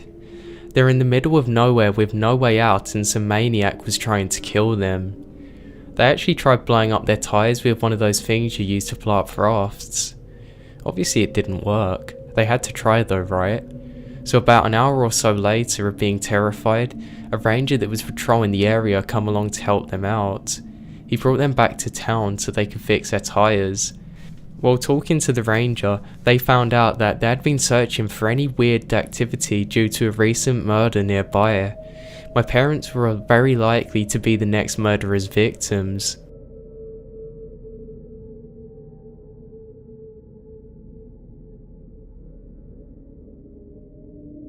This happened to myself and a close friend just last month. We decided to go on a 2-night backpacking/camping trip in the Adirondack Mountains of New York. We're both very comfortable with nature and spent a lot of time camping, hunting, fishing, etc. We hiked about 5 miles into a small lake and set up camp on a small beach. This was not a heavily trafficked area and we didn't expect to run into anyone. So on our first night we were just sitting around a campfire. We suddenly saw a flashlight moving on the other side of the lake at around 10:30. This was fairly unusual, however, we didn't think much of it.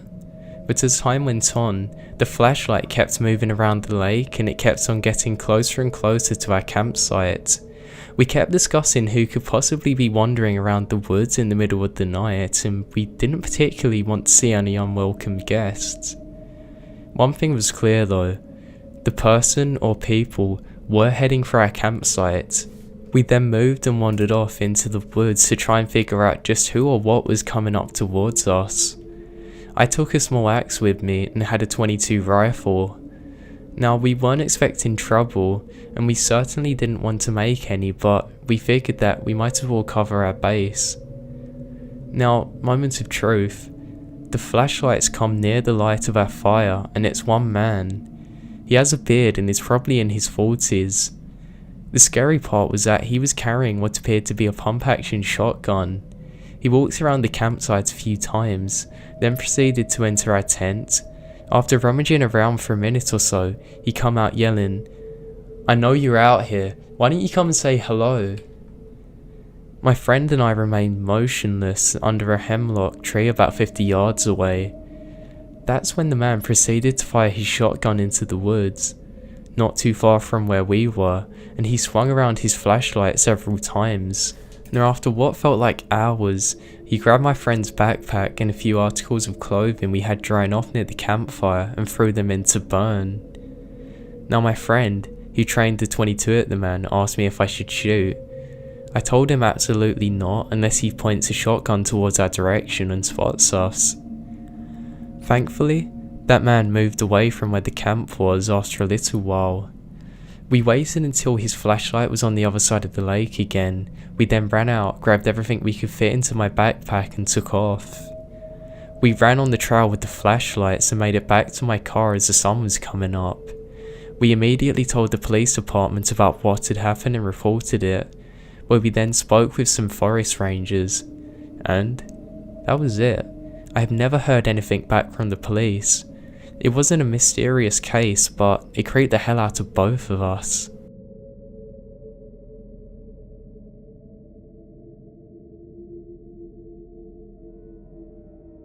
Hello.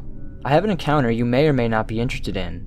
My background: I'm 43 years old, a combat veteran from Operation Iraqi Freedom 2003 to 2005. I have 10 years service in the Army. I've been an avid hunter from age of 7 years old. My encounter took place in Fayette County, West Virginia, not too far from my house in an area called Cotton Hill, located where the New and Gully rivers meet. It was November 1996, rifle season for antlered deer. Myself, my wife, and uncle were at a camp and we were sitting on the campfire when on the ridge above us was a loud, guttural growl, unlike anything I've ever heard in those woods. It lasted about 4 to 5 seconds. I might add that during the day, while hunting, it was like all the deer that had been there all disappeared. It seemed like there was no sign of them. We never saw what made that noise, but it made the hair stand up on the back of my neck. And I haven't let me stop enjoying the outdoors though, but let's just say, I'm more aware and prepared when I go out into the woods.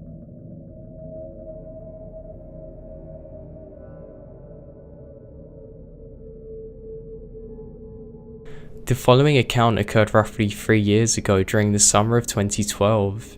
It's always been difficult for me to talk about this, but I found that writing it out and sharing it was somewhat therapeutical. I was 17 at the time and I'd gotten my first job. I lived in rural Western Virginia in a small mountain community. My mum's friend owned a camping resort not far from a house that had a general store, and she said she'd pay for me to help out in the store during the busy months in the summer.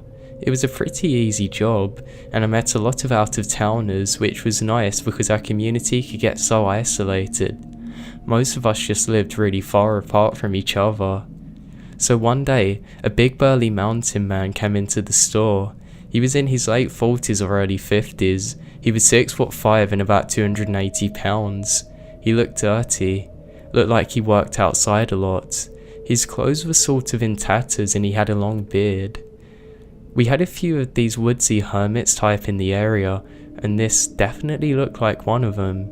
He bought some basic items, one of which was one of our homemade bars of soap. When he came to the register, he looked me up and down carefully. Didn't even talk for a minute, just stared. His people skills clearly needed work.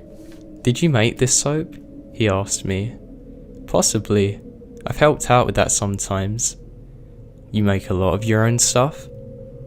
"Yeah, toiletries and stuff like that, yeah."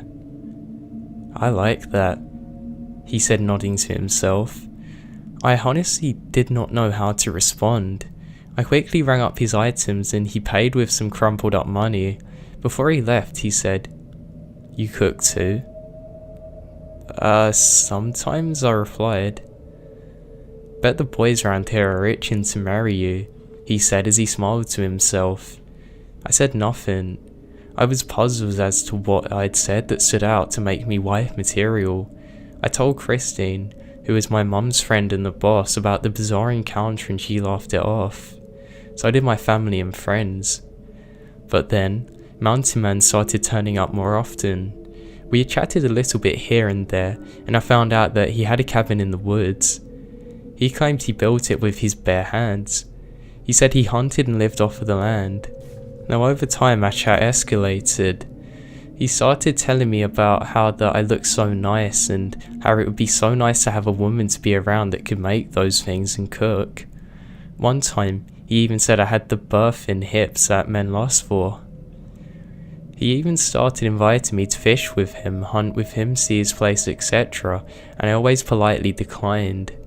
But he got more and more insistent, and I told Christine about how uncomfortable he was starting to make me. The intensity to which he said these things really scared me. Christine then said that when he come in, she would go and ring him up. Thanks to her, I started talking to him less and less. I thought it wouldn't have been a bad idea to not talk to him at all anymore, but one night I was closing off and it was late, around 10 PM. Christina had left about half an hour ago, and I was leaving by myself. The only two cars in front of the store were an old blue pickup and mine.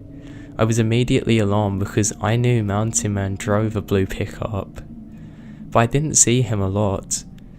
I just saw his car, so I walked out quickly to my car and checked the back seat before I started it up.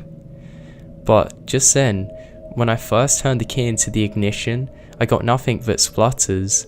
I tried several times and got scared quickly. Of all nights, why was this happening tonight?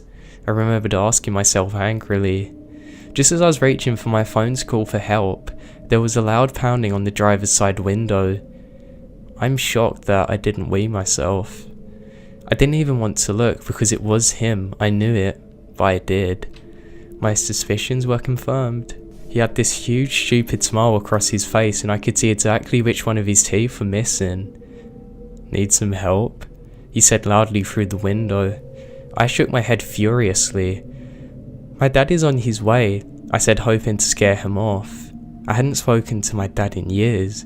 Mountain Man laughed. "No, he's not." I opened the door. The hairs on the back of my neck stood up. How did he know I was bluffing? "No, leave me alone," I said firmly and tried to sound angry. He then pulled the handle, but I had the doors locked when I first got in. He kept furiously pulling the handle and started pounding on the window. "Leave now or I'm calling the cops," I screamed at him. He clearly wasn't getting the message, so I pulled out my phone and called 911. I must have sounded hysterical to the dispatcher, as I knew that she could hear him pounding too.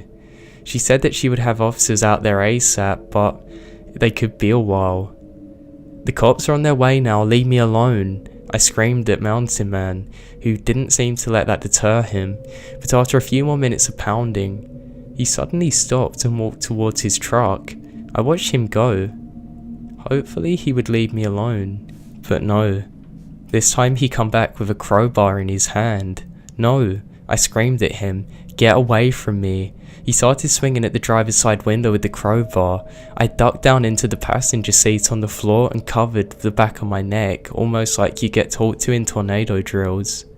I heard the sickening crack of the window, but not for long. Suddenly I heard male voices shouting, telling Mountain Man to get away from the car. I stand up and see two men approaching, one with a shotgun pointed at Mountain Man. I recognise them as a couple of guests staying at the resort for a camping trip. I breathed a sigh of relief and got out of the car, telling them that the police were on their way. I then thanked them profusely and waited for the police. Surprisingly, Mountain Man didn't make any moves to get away, but the cops come pretty quickly after that, so he didn't have much of a chance. They then took him away and I gave them my statement. I was pretty shaken up for a while afterwards. A few weeks later I finally got the scope on the man. Apparently he had a history of mental illness. He'd been in and out of the state institutions. He really had been living in an old cabin in the woods, where he wasn't taking his meds and had an issue that was only getting worse.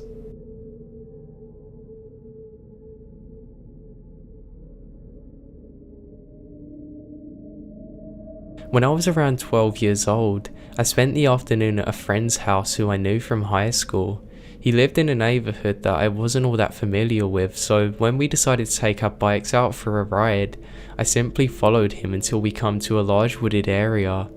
It was in a valley that descended away from the roadside and from what I could see, become rather dense and overgrown quite quickly. Because of all the foliage, we decided to leave our bikes and go on foot.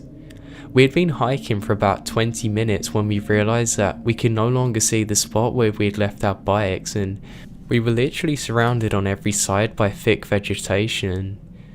Being boys, we thought this was absolutely fantastic and decided to carry on further into the valley. At some point, we come across what looked like to be a large abandoned campsite. There were some old cans laying around that looked like they had been there and used to boil water, an old ashtray fire pit, and quite a lot of plastic sheeting. We had a look around but didn't really find anything interesting, so decided to carry on with our hike. Just as we're leaving, somebody called out to us from somewhere on the other side of the camp. A homeless man then appeared. No doubt the camp dweller then demanded to know what we were doing with his things. We explained that we weren't taking anything, we're just looking around, and he immediately calmed down. We made polite conversation for a few minutes, exchanged names, and gave a vague idea of where he had come from. At this point, we didn't really feel like we were in any danger with the homeless guy, who was actually quite friendly. We then decided to say our goodbyes, but he told us that we had to give him something before we went. Now, we hadn't brought any food or water with us, so didn't even have anything to offer him, and apparently he took exception to this. He started yelling at us and demanded our shoes, which neither of us were willing to part with. We then started to try and slowly back away from him when he suddenly pulled out a knife and started running towards us. I don't remember exactly which way he went for us or how far we had to run, as I was so terrified and full of adrenaline. I did look back a few times and realised that we were in fact getting away from him, but he was still chasing us even though there was no cover from the trees at this point. We reached the side of the road where we'd left our bikes and fortunately had enough of a lead on him so that way we could hop on and pedal away from him.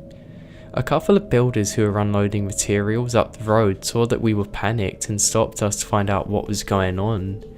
We gave them a brief version of the events and they went back to see if he was still lurking around, but apparently he was long gone. My friend told his folks what happened that day, but we never heard any more about it. As far as I know, he could still be living at the campsite, but I certainly wasn't going to find out for myself.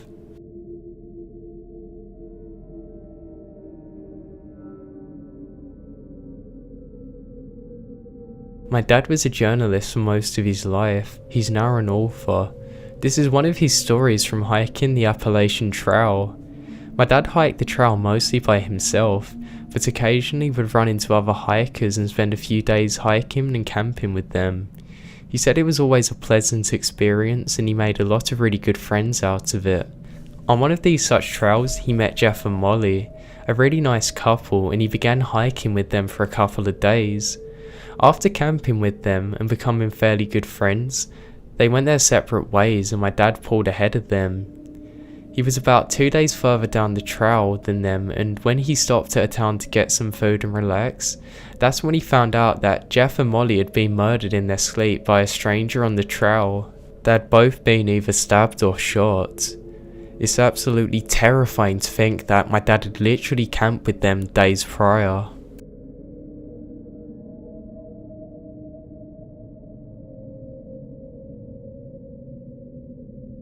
My boyfriend and I are a young couple in their mid-college years.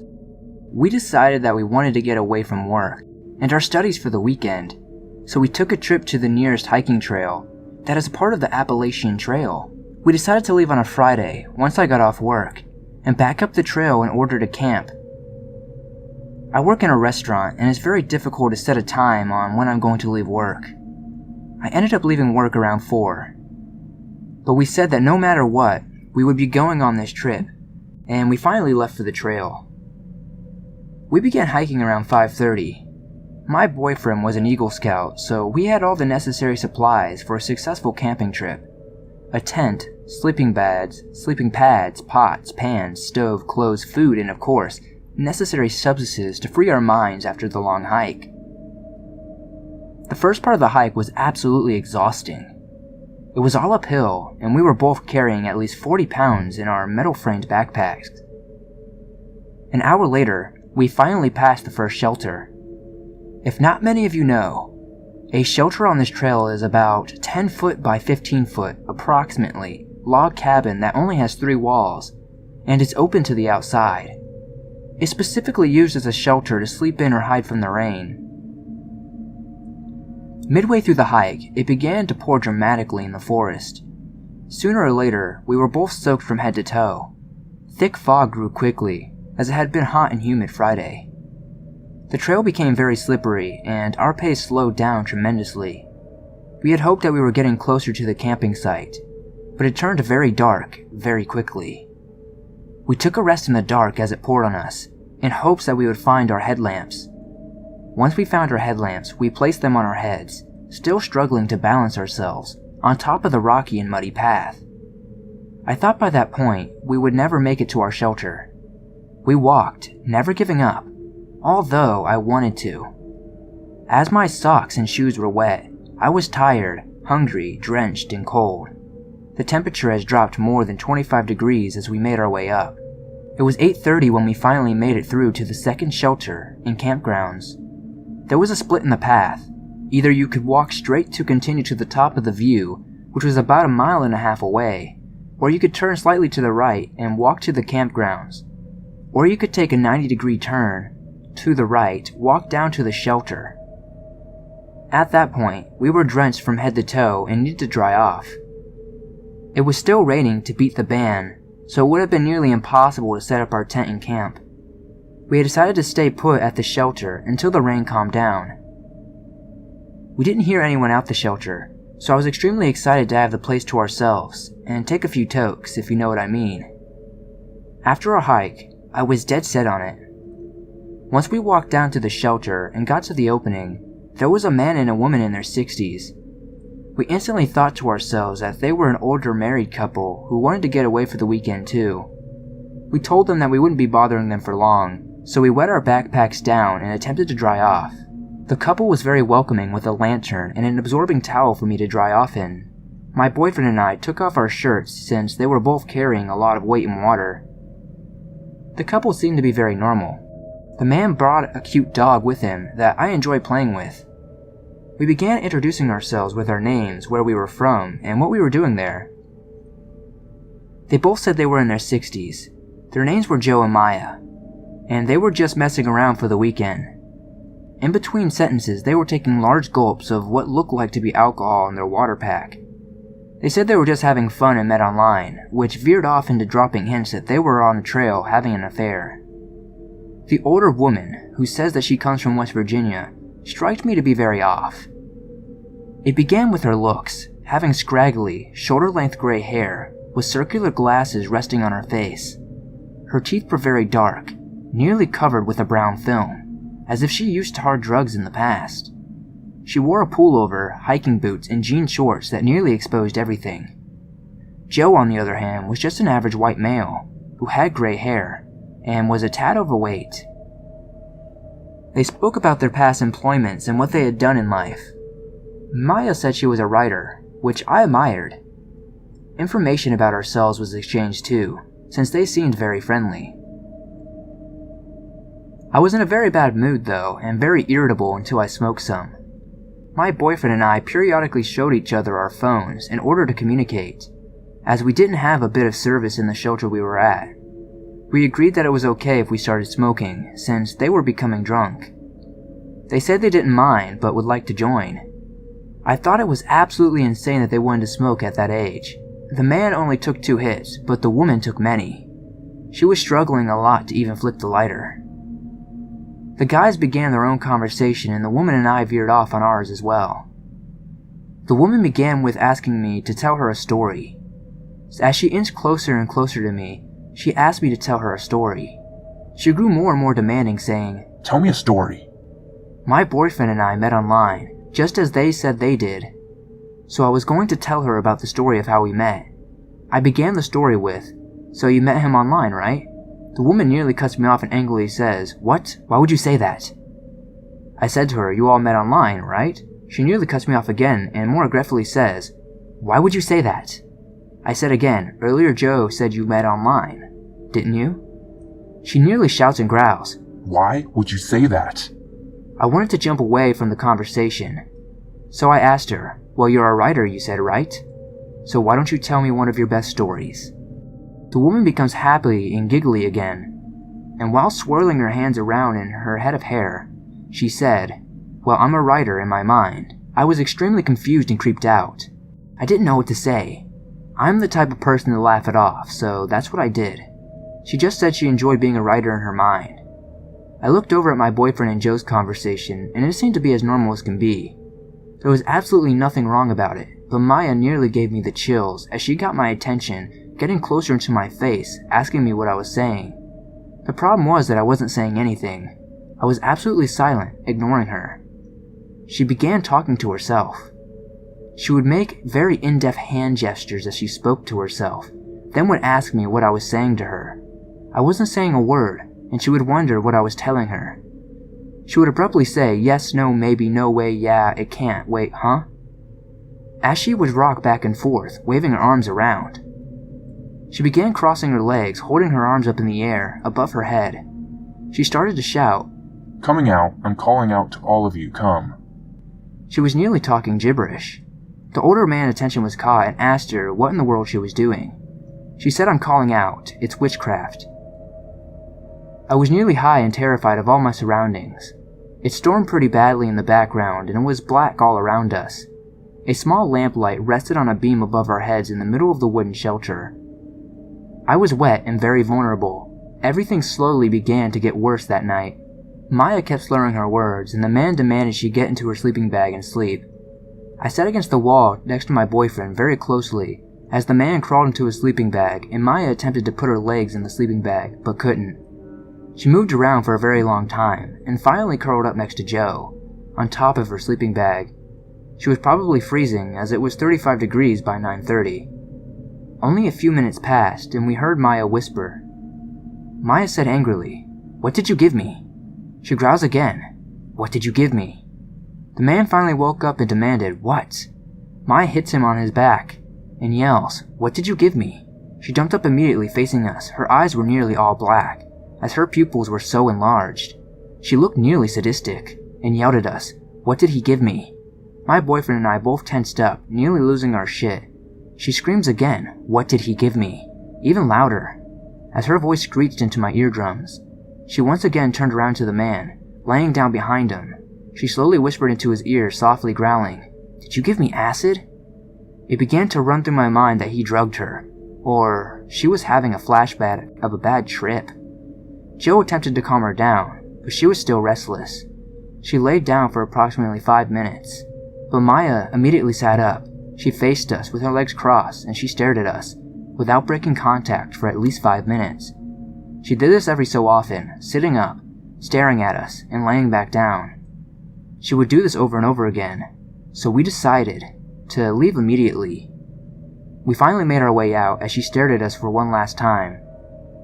We pitched camp as far away as possible, but I remained sleepless that night in fear Maya would find our tent and crawl into it.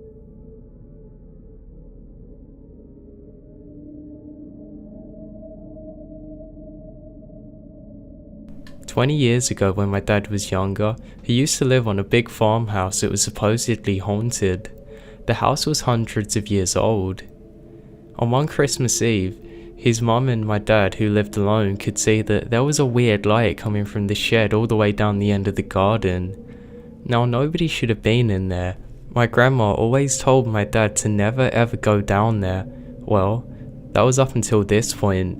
So my dad put on his coat and, very paranoid, stepped out to go and investigate what was going on.